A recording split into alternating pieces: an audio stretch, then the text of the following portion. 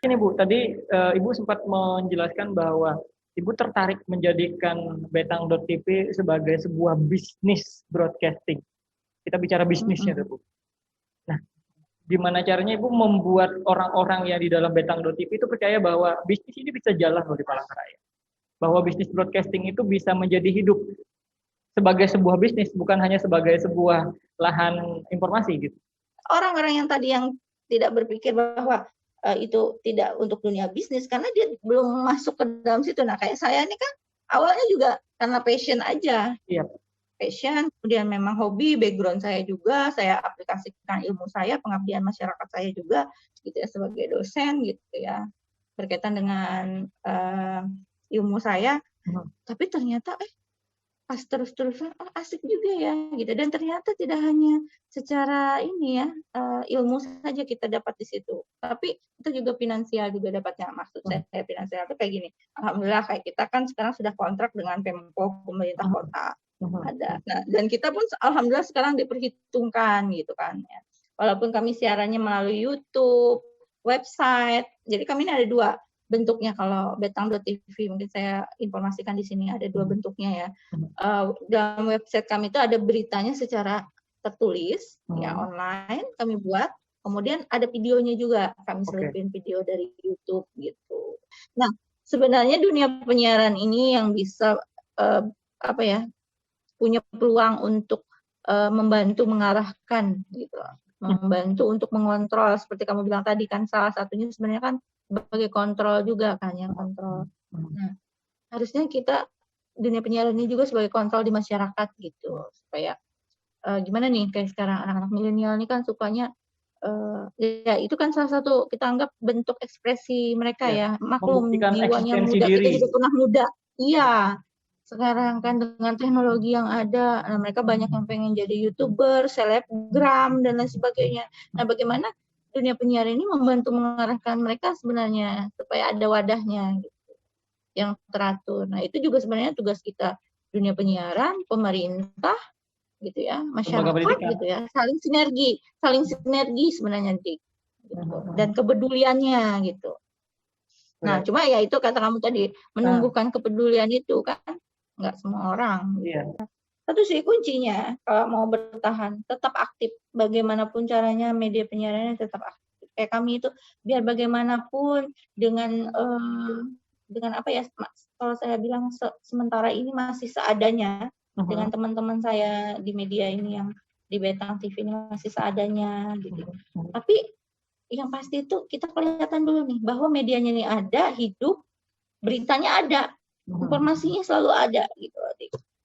Jangan, nah makanya yang bilang tadi ada wartawannya tapi medianya nggak ada gitu. Wartawannya terus sering minta ini lagi amplop misalnya gitu kan, itu kan mencoreng penyiaran juga kan ya. Makanya itu kalau kita hal yang sehat nggak sih Bu?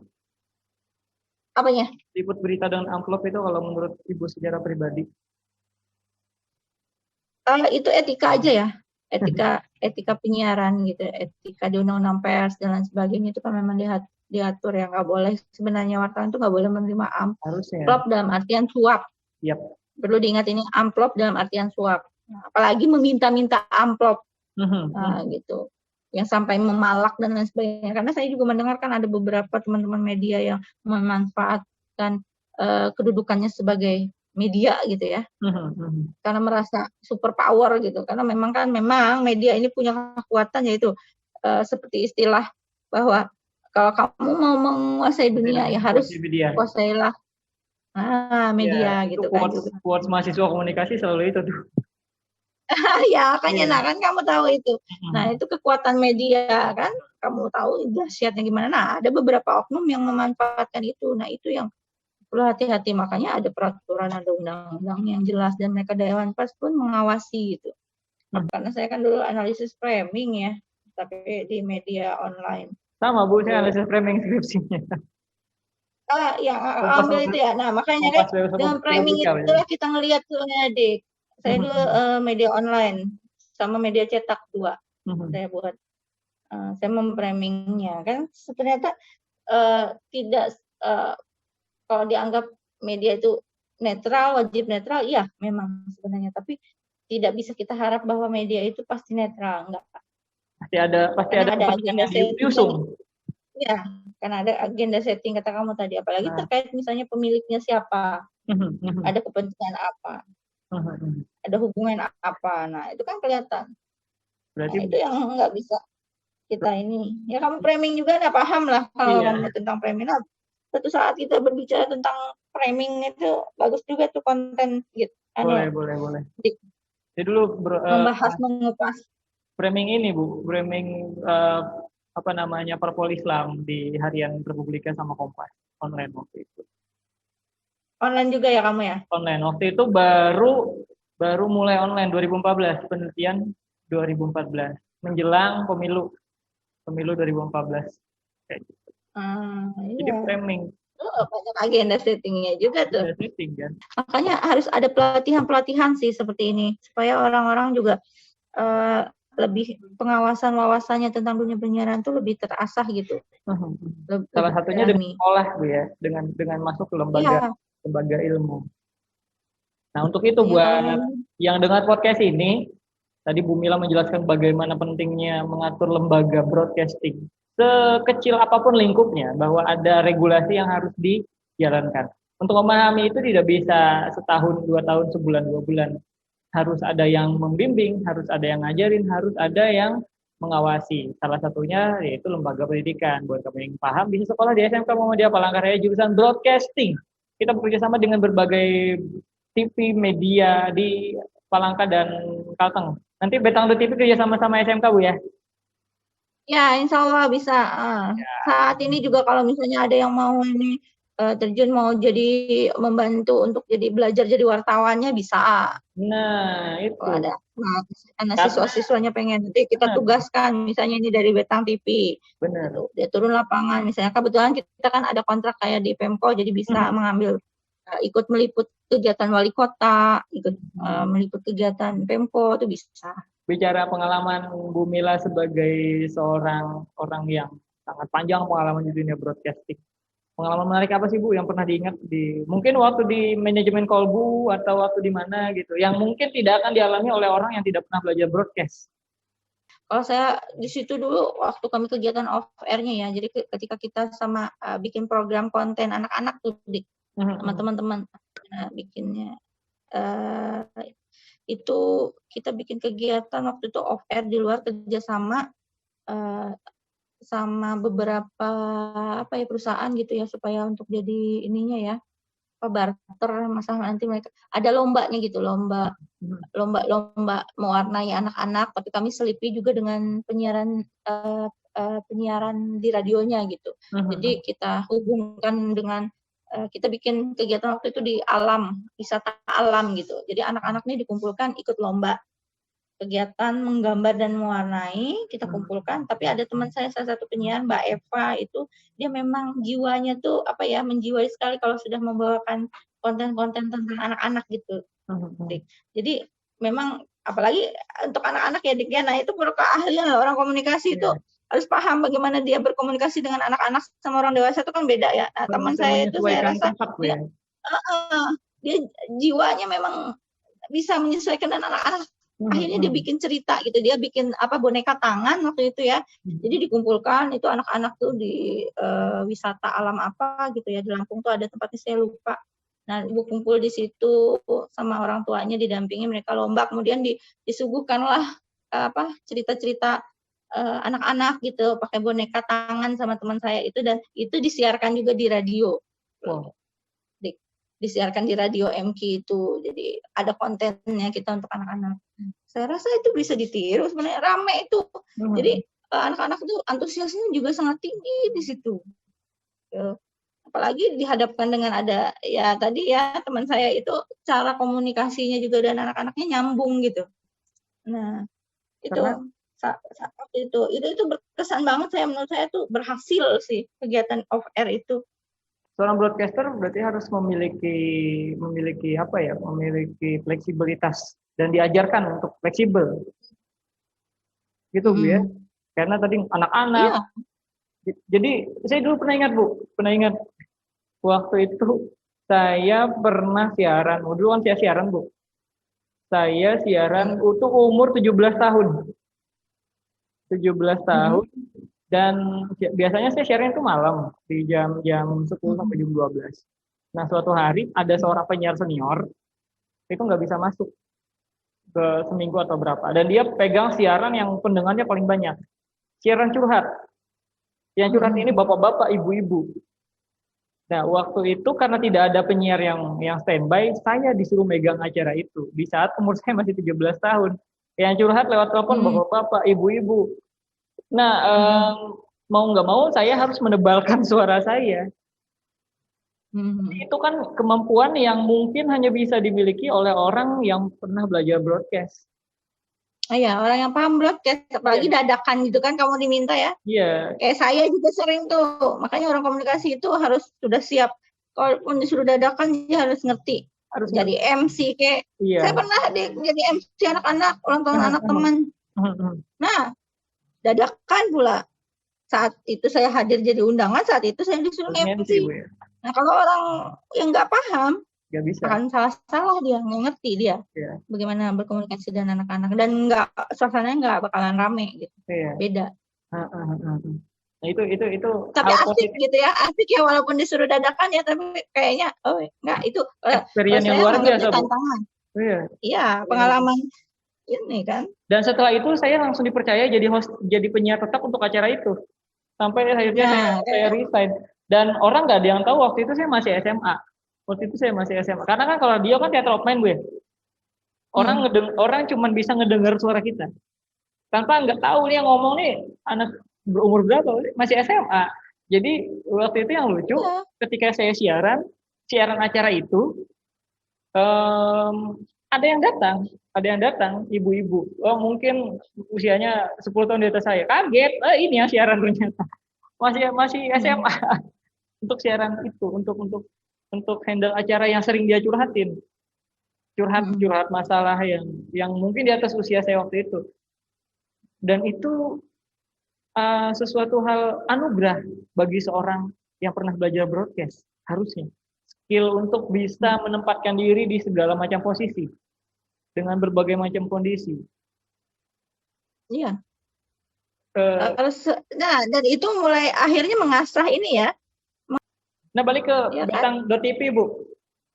Ya. Gagasan apa yang ingin Ibu tanamkan dalam Betang.tv secara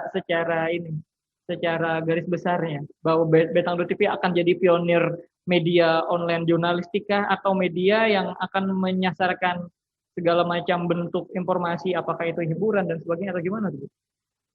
Sebenarnya kalau visi kami kan memang untuk membantu ini ya, menyiarkan seluruh perkembangan terkait dengan yang ada di Provinsi Kalimantan Tengah khususnya. Memperkenalkan Kalimantan Tengah itu sendiri.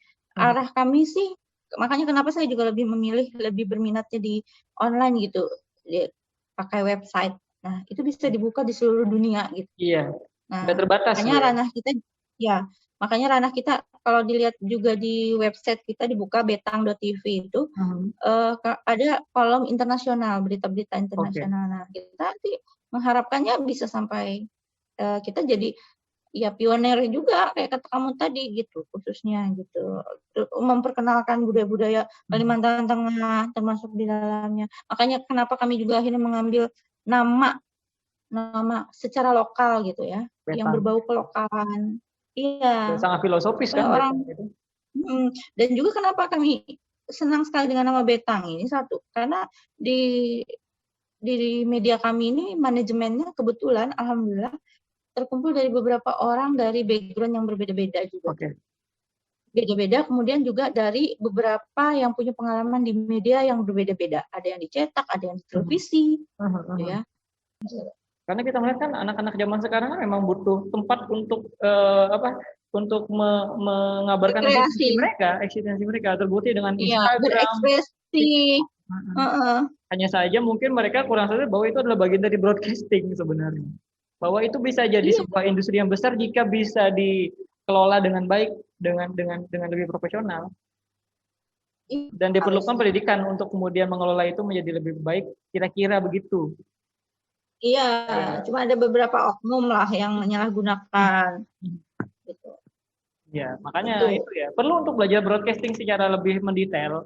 Mungkin kayak Bu Mila kuliah atau dengan masuk SMK jurusan broadcasting atau hal-hal lainnya. Yang jelas broadcasting tidak cuma sekedar kita memberikan informasi, tapi juga menjaga informasi itu agar sampai dengan baik, diterima dengan baik, dan bisa diaplikasikan.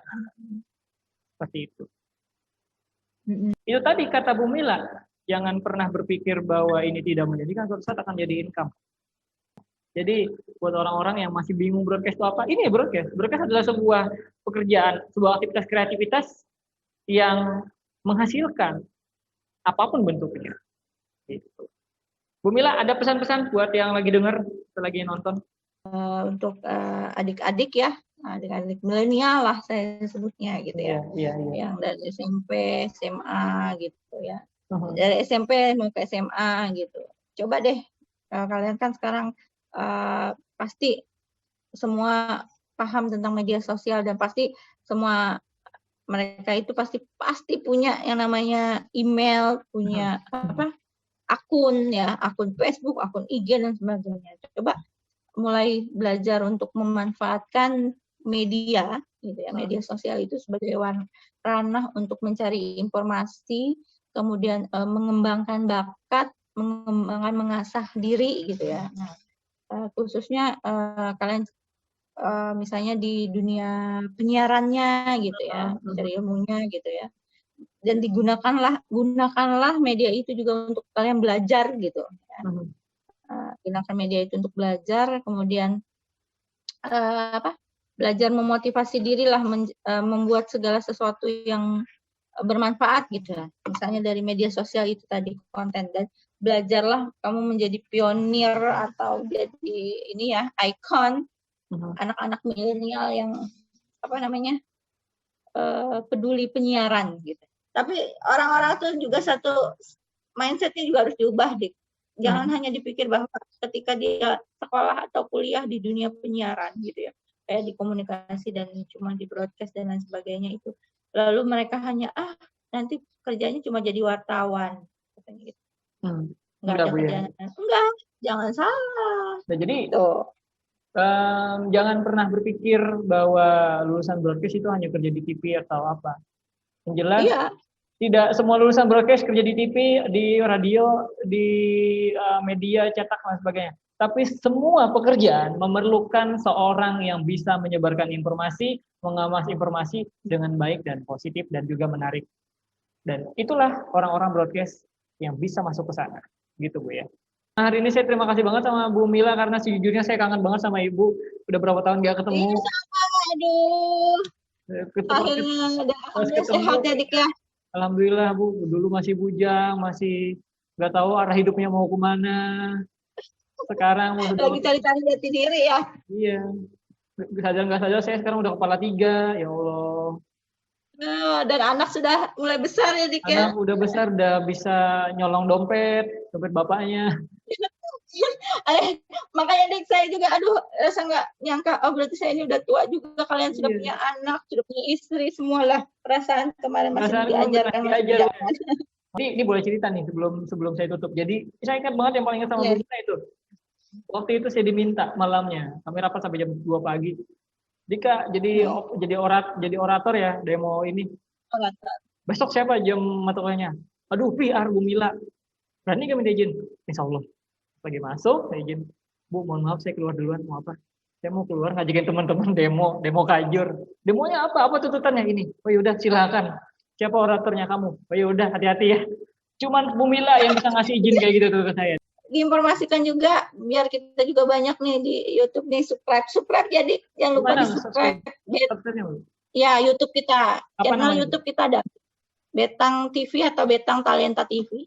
Silakan di subscribe Betang TV atau Betang Talenta TV. Subscribe, tinggal komen, share buat yang lain juga biar tahu informasi mengenai Kalimantan Tengah, dan juga IG-nya ada Bu. Ada IG-nya juga, ada Betang TV Palangkaraya. Sama dengan Facebook-nya Betang TV Palangkaraya.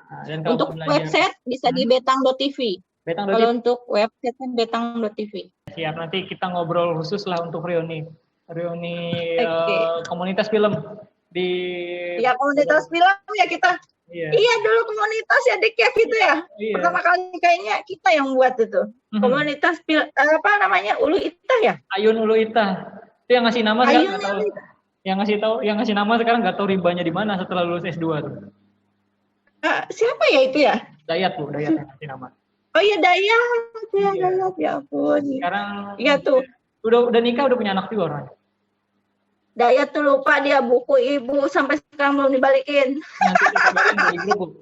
Dia masih nongol di grup biasanya. Gitu orang. Iya, buku ibu gitu. Buku waktu dulu pembuatan proposal untuk komunitas itu. Nah, saya langsung mungkin. Ingat banget. Untuk Al Ustadz Nur Hidayat MIKOM, tolong bukunya Bu Mila yang kamu pinjam dari semester berapa? Semester 4 ya? Kapan itu tahun-tahun? Semester 4 kuliah S1 sebangku sama saya dibalikin. Iya, dulu kan ingat waktu kita mau bikin, aduh gimana Bu bikin proposal nih, saya kasihkan bukunya, pembuatan proposal seperti apa. Dari semester berapa dibalikin? Kamu udah sekarang udah lama master. banget ya. Iya, wah, udah berapa tahun? 8 tahun. Iya, Dayat tuh yang tanggung jawab dulu bikin cap komunitas, dia juga kita minta dulu kan. Komunitas Datang minta duit Bu ya, minta duit Bu, mau bikin cap, duit. Terima kasih sekali lagi waktunya Bu, semoga sehat semua. Ya, Dan sama-sama. sampai ketemu di episode berikutnya. Dadah. Broadcast Talk by SMK Muhammadiyah Palangkaraya.